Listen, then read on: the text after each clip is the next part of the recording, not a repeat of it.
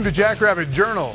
We've got two women's basketball games coming up live this week on Midco Sports Network. At home Thursday against Denver, and then on Saturday at South Dakota. Very much looking forward to that showdown. Aaron Johnston's team has won 7 games in a row now after 2 victories at home over Oral Roberts and Fort Wayne. Macy Miller with 32 points, 11 assists in those 2 games. She was 11 of 11 at the free throw line. She is playing spectacular. Clarissa Ober, 17 points, 23 rebounds, 7 block shots in those 2 games. And the Jacks are clicking, but they can get better. We'll talk with Coach AJ coming up about that.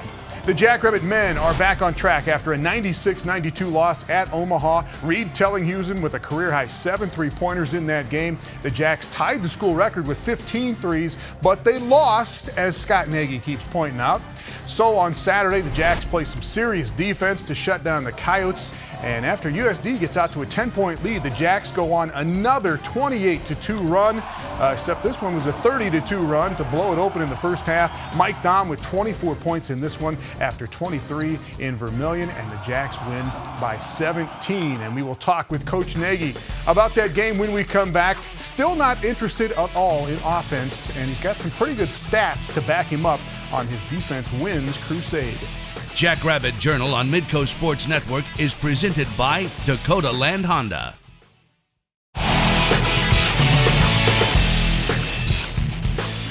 Welcome back. The SDSU men still tied for first in the Summit League going into this game Thursday at Fort Wayne. Here is Scott Nagy on that, on beating USD on Saturday, and why he still doesn't give a rip. If you make every shot you take, you got to play some defense.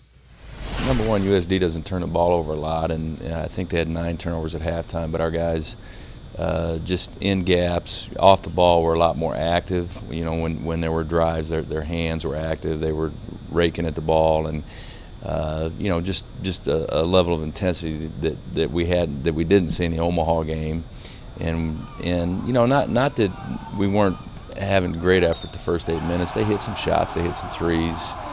Got some in transition. We turned the ball over several times early, you know, and didn't really give ourselves a chance to you know, even be good offensively. And so when you're not good offensively, or you shoot a lot of threes, they have a lot of energy offensively. And when you are good offensively, it wears them down. They're not so good offensively, but we just were more active in the gaps.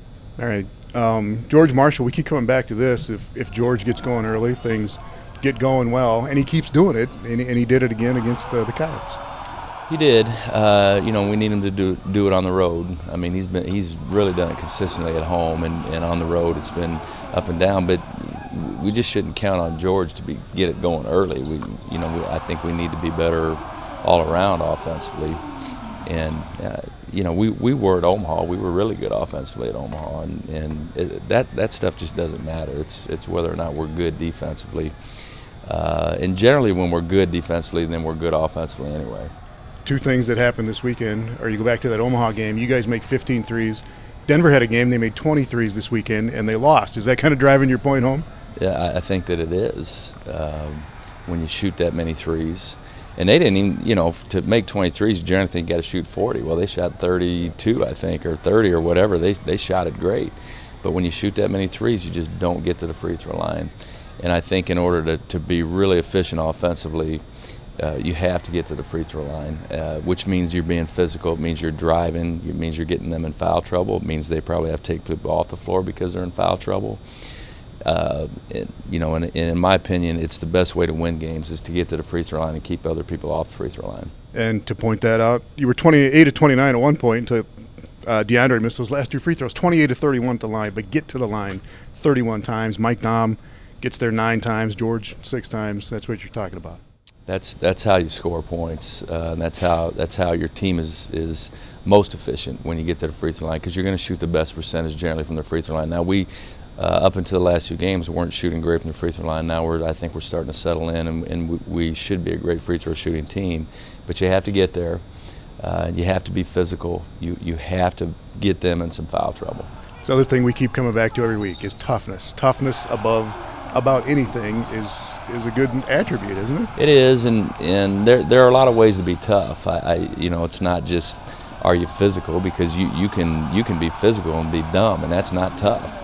Tough might be just me being in the gap and being a good communicator. There are a lot of things I think that for us define toughness, and sometimes we are that, sometimes we're not that. And again, I think it's easy to do it at home. I think it's really difficult to do it on the road, but I think if you want to win championships, that's where you have to do it. And Fort Wayne is a tough team that you're talking about, and there's just no talking. You guys go down there Thursday and just got to get it done, huh? Yeah, and it'll be we know it'll be a tough atmosphere. They're playing in their smaller gym, which I think is a better home atmosphere for them, and certainly, we played well here. They'll be ready for us. They'll be ready to go. It's obviously, everybody considers it a big game.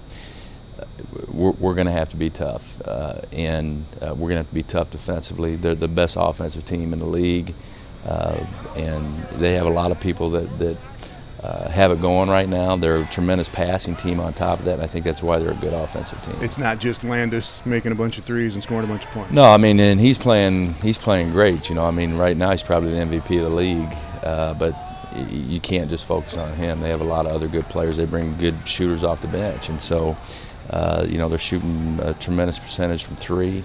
They're taking a lot of them, but they're efficient because. And the thing that amazes me is how much they've gotten to the free throw line in league 60 more times than their opponents, on top of shooting all those threes. So, offensively, they're very efficient. Well, up next, nitpicking on the SDSU women. Is there anything that this team is not doing well right now? AJ is in next. Jackrabbit Journal on Midco Sports Network is presented by Dakota Land Honda.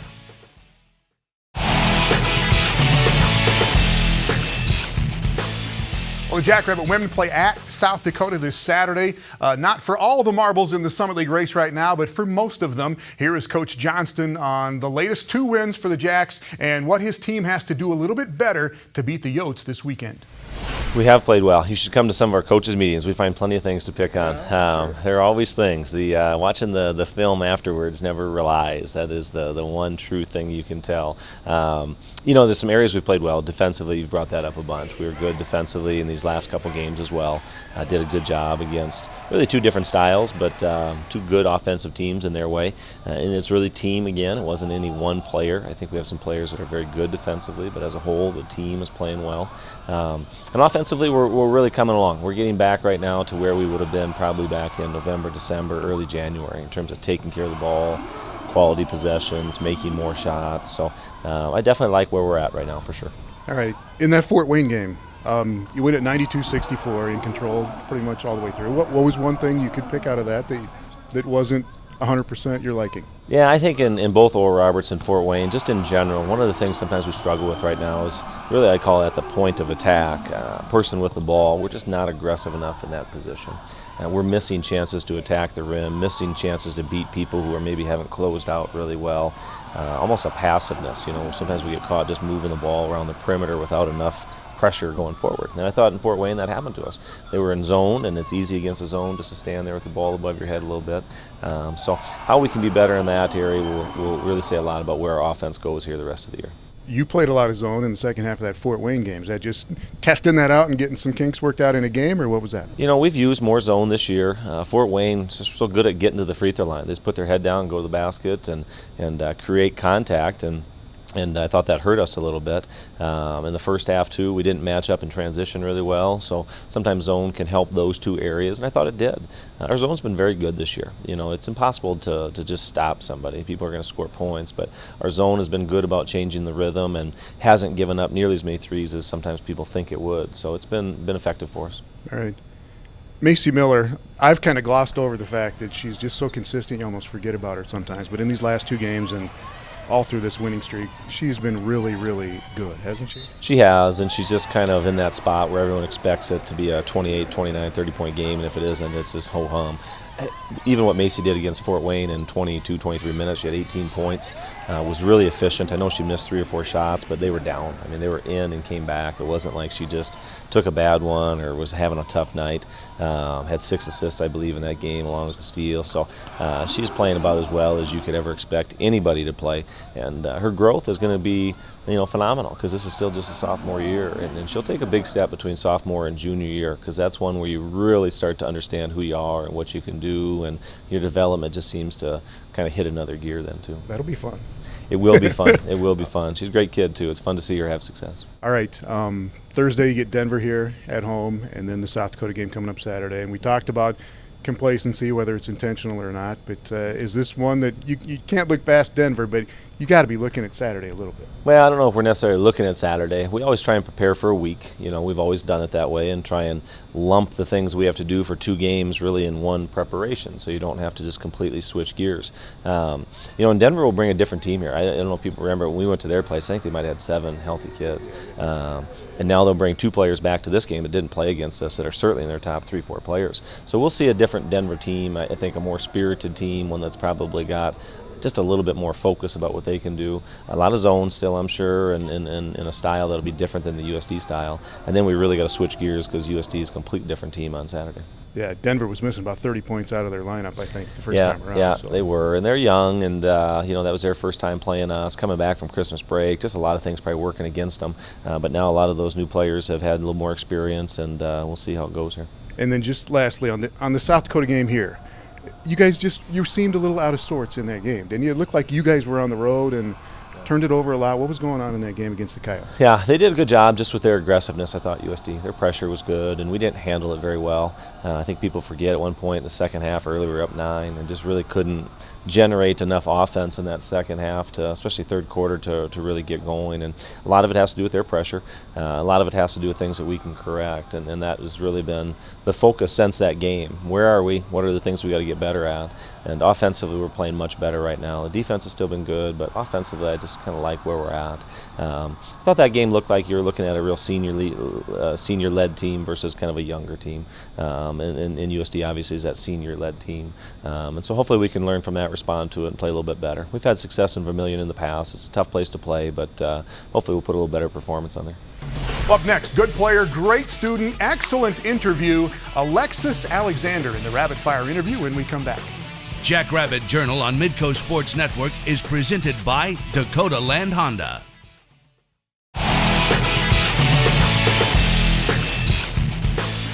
Alexi Alexander is a sophomore from the Twin Cities. She is an advertising and journalism major, and she is in this week's Rapid Fire interview with David Brown.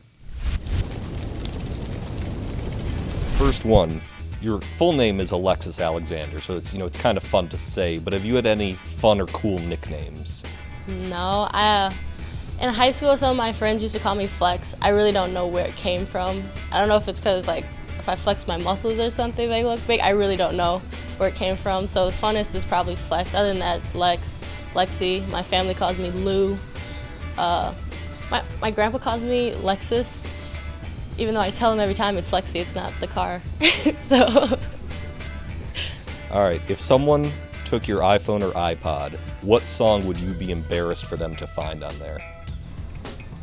What's your guilty pleasure song? I do have a High School Musical song on there. I have a Cheetah Girls song. So we're going like old school Disney. Yeah, I got some stuff. Old school Disney movies that I don't like to admit that I still like, but I do still like them. Cheetah Girls, High School Musical. High School Musical every once in a while. I have to be in the mood. I'm not just gonna go watch High School Musical. Target or Walmart? Target. You're from Minnesota, of course. Target. It's Target. We call it Target if you want to get fancy. Is it tough not having a Target in Brookings? Yes. I get used to Walmart, but I do miss Target for sure. Other than Frost, what's your favorite part of Brookings? My room. No, I'm just kidding. Let me pick. Hy-Vee because of the food. That'd probably be my favorite. I like food. I'm a big food person, so Hy-Vee. Do you have a hidden talent, and if you don't, what talent would you like to learn? I don't have a hidden talent at all. I get that question a lot, what's your hidden thing? I think mine would be, I would want to, please let me learn how to sing. I just want to learn how to sing so bad. I sing all the time to my teammates. I just annoy them with it, but They find it annoying, or you assume they find it annoying? No, they find it annoying. I don't care though. What is a pet peeve that drives you crazy? Oh, there's a lot. But I think one of the biggest is when people smack their food or their gum. Like if somebody's just sitting there just going to town, chomping, I can't stand it. It bothers me so much. Like on the court, if I see somebody chewing their gum, it just makes me so mad. But does that rev you up and make you want to go at him anytime? I guess, yeah, it does. Was It that just makes me Arkansas wanna girl you knock crossed over smacking? Yeah, I just want to cross the gum out of her mouth. Just, oh. What was your favorite toy as a kid?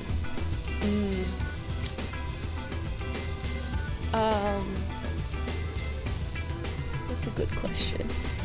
I guess I used to play with Barbies, dolls. I did have what's it called? It was like a walkie-talkie. It was sort of like Power Rangers. But I used to like love this walkie-talkie because it was like an action figure looking walkie-talkie, and it was a walkie-talkie, so I used to play with it a lot. That was my favorite. You mentioned earlier you're a foodie. You're stranded on a deserted island. What's the one food you would eat every day for the rest of your life? Tacos. I love tacos. You can mix and match with tacos. You can do anything with tacos. Who would win in a game of horse among all the players on the women's team? Maddie Giebert, for sure. She's a shooter. Not going to say yourself? I mean, I know enough to know that I probably wouldn't win it. Maddie would. All right, and last one. This is very important. I'm a Minnesotan. You're a Minnesotan. Yeah. Is it duck, duck, gray duck or duck, duck, goose? Duck, duck, gray duck. Thank you. Yeah. You're right. We have this argument all the time. It's gray duck. And as Minnesotans, we're just right. Yeah, exactly. They don't get it. Thank you very much, Lexi. Up next, wrestling coach Chris Bono talking about a high-energy, jacked-up home win against West Virginia. Jackrabbit Journal on Midco Sports Network is presented by Dakota Land Honda.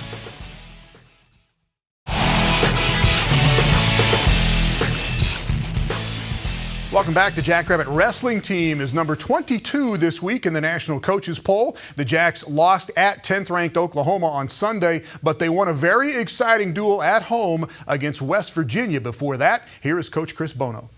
I know you hate being close, but you keep coming close against these top 10 teams, and you're almost getting it done, are you? Yeah, we're close against Oklahoma, but, like you said, I don't really like being close. I would rather get blown out than be close. And we had a chance to win, but their effort was there, and it's coming. The time will come when we start beating these guys on a consistent basis. All right, let's get back to West Virginia, the match here. There was a lot of excitement in this thing.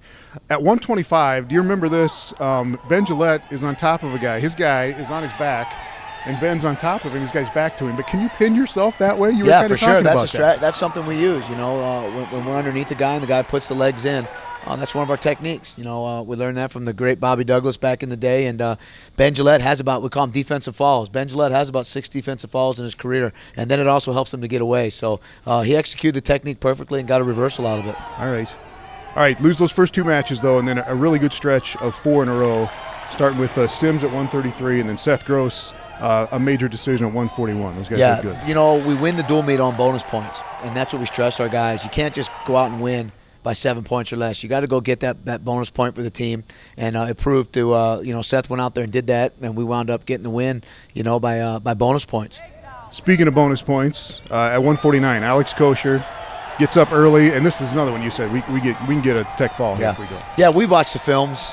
This is a true freshman. Everybody knows Alex is good on top. We knew we could get some points on top.